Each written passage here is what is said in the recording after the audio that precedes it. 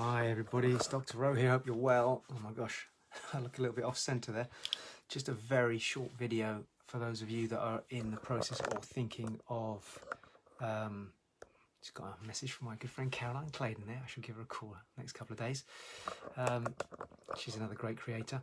So I'm just in the flow of creating an online product which is around communicating with impact. Many of you know that we're doing that. We've got the live event which is coming up towards the end of the year. It just had to be rescheduled. In the meantime, I'm working on a tighter, abbreviated version of that, something that gets people going fairly quickly and gives them an amazing set of tools, like 30 years compressed into a short space of time and then unpackaged into key components. There's 38 components, but I don't go through the whole lot in this online program.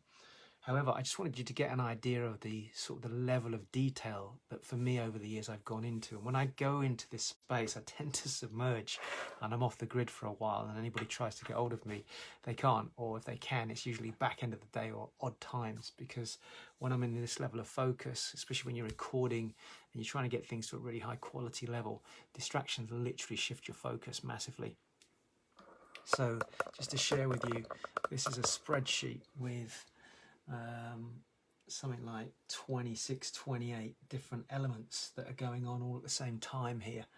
And I've got 8 modules on this particular program, and each of those modules has a part 1, part 2, part 3. And so I go to the level of detail of identifying, I know it's not that easy for you to see, but how the slide's been created. Is there live footage from me to camera? Is there footage from any of my live events? Am I using any recording software for the actual slides on here? And we're going to have a workbook, if so how many pages, what the length of it is, what the status is, do I need any input from other people?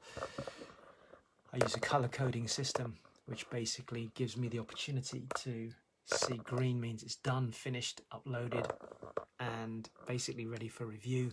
Orange means it still needs to be done, and red means needs to be done, meaning it's pretty much imminent. It's been created but it's now close to being recorded. Red means I've got no content at all for that and it needs to be sorted out. And there's 2 reds on here because it's coming from somebody else that I'm working with very closely. So if you are a content creator or you're looking to become a content creator, if I was to share with you one tip that I've learned over the years, is start with a massive amount of preparation. The average creator wants to go and just get on and do it. I've got material here for this afternoon, which is basically for some filming that I'm doing now. Those of you that are attending or coming to attend or have attended my CWI event, you'll know that there's a certain level of things you can do ahead of getting onto the camera, and that helps with the actual video footage.